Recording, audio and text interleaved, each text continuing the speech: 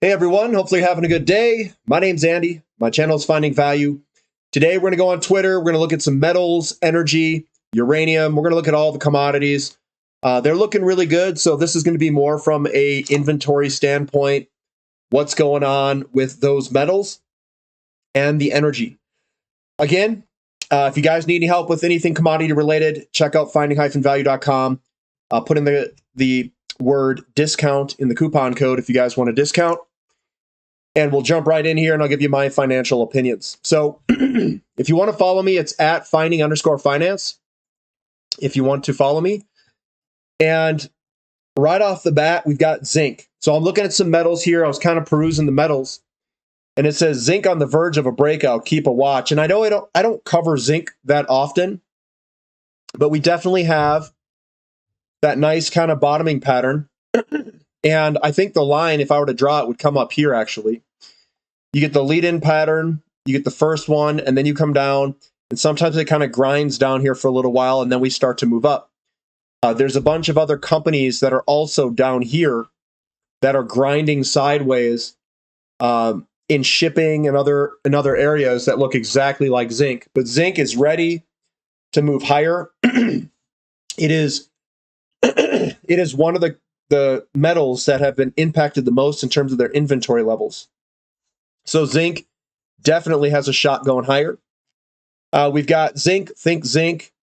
This is the scariest of all the global based metal situations.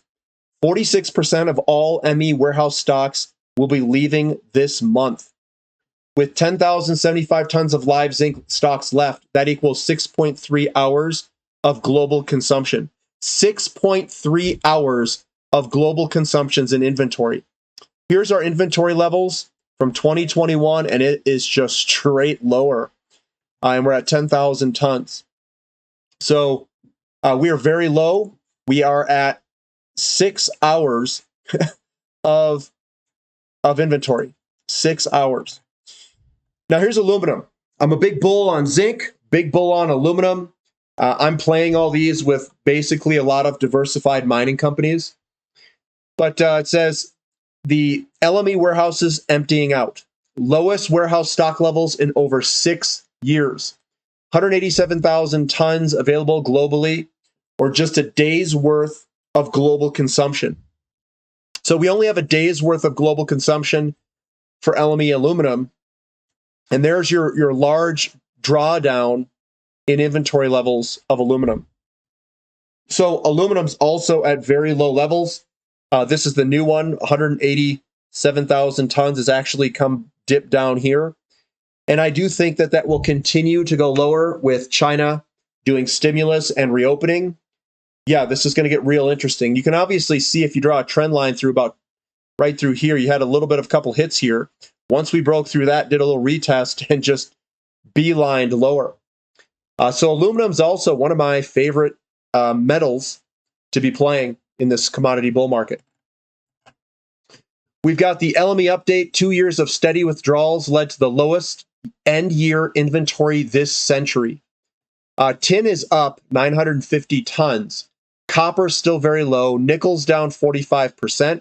Aluminum's down 52%. Lead's down 54%. And zinc is down 85%. Side note, Shanghai Futures Exchange stocks lowest since 2007. 2007, that's kind of where we had that big bull market in commodities, was back in 04, 05, 06, 07. And then we had the crash in 2008. You could see the inventories rebuild, and now we're drawing back down to very low levels in 2022.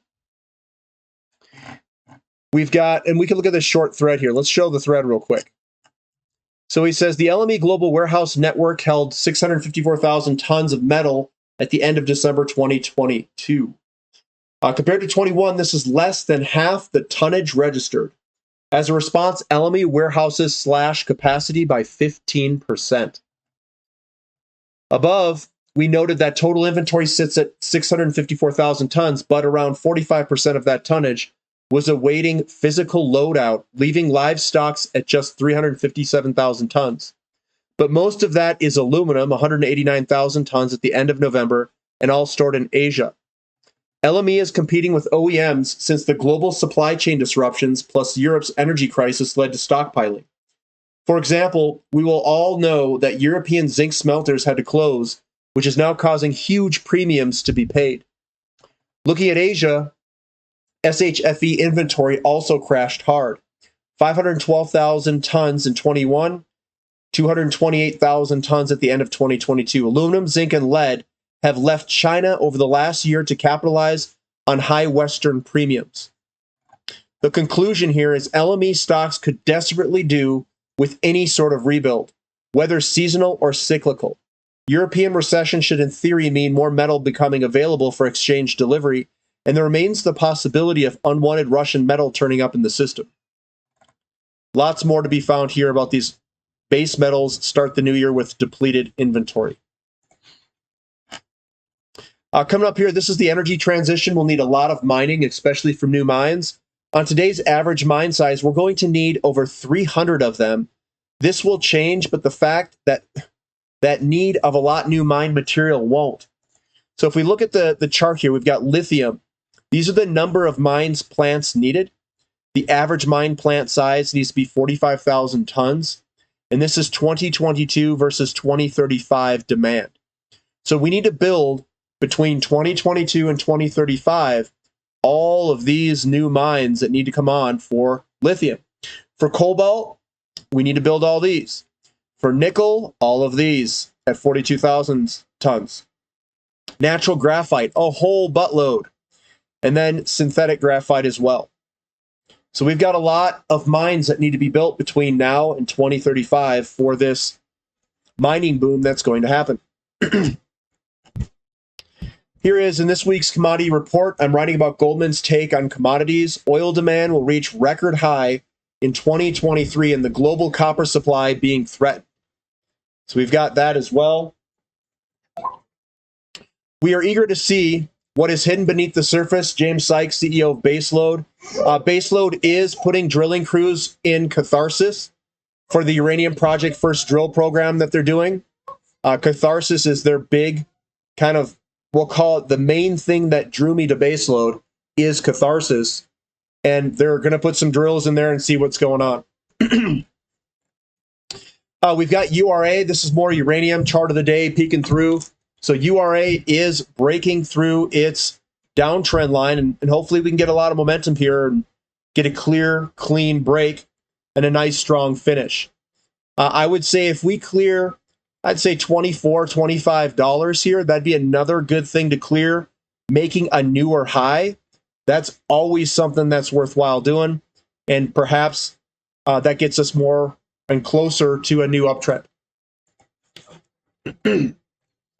Now here's uranium versus the SPX. So uranium preparing for takeoff versus US equities. We get this big double bottoming pattern. You can see that we came in with a lead in right there. This is the lead in. We came down. We overextended to the upside a little bit because you could draw this across, but that's okay. We overextended a little bit and we came on down and we're working our way for a potential launch at some point. This is a bottom here. We're doing something very similar to a bottom here as well as we try to break out of this resistance line to get moving. So uranium could get very exciting very, very soon. We've got Brazilian stocks are outperforming U.S. equities like it's the early 2000s all over again.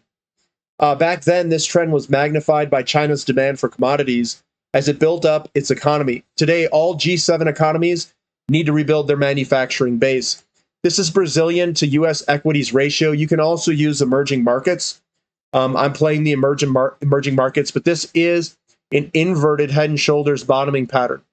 And you could put the neckline right here, and we'll probably see a break to the upside very soon. That means that Brazilian equities are going to outperform U.S. equities. And then Cuppy put out inflecting trends. He talks about uranium and how that is inflecting and has a nice little write-up for uranium.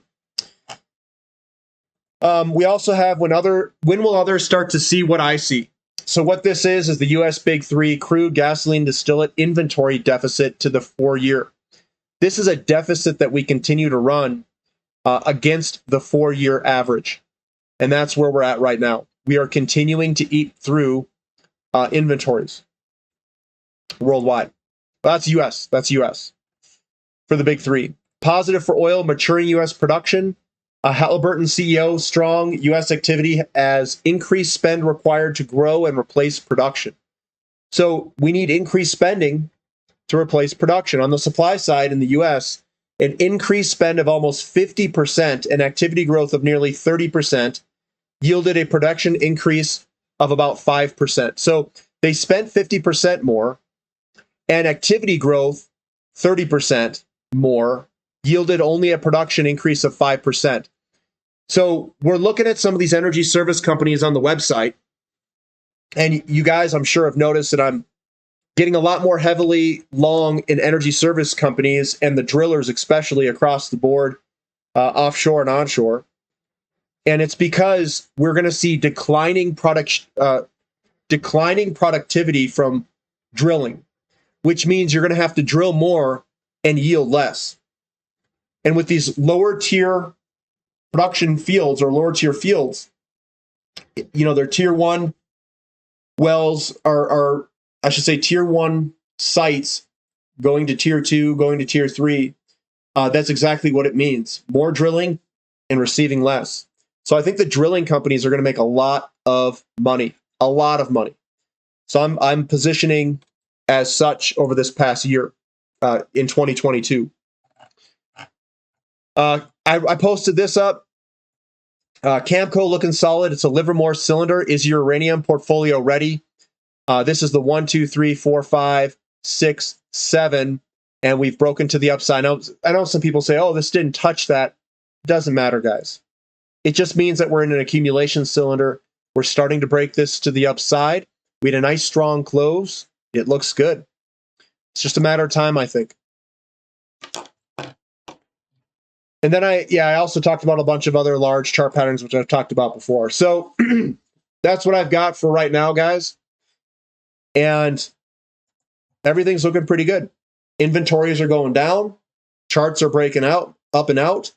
We've got accumulation cylinders blowing out on uranium and a whole bunch of different uranium mining companies. We've got accumulation cylinders in oil.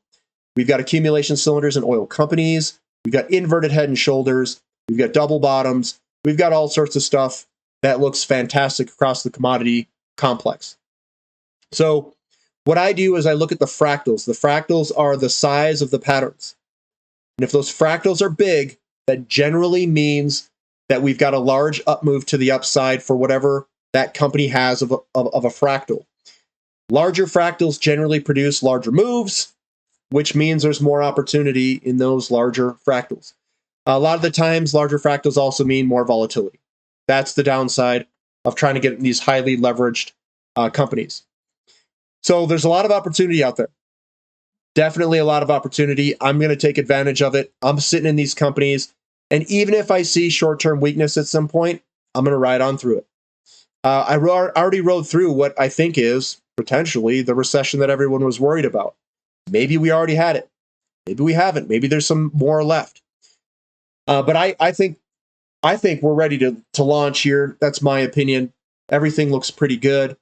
And I think we're going to grind our way on higher. So that's what I've got for today, guys. Hopefully you guys are having fun in the markets. That's what it's all about. And we'll catch you next time. Thumb up, subscribe to the channel. See you later. Finding value.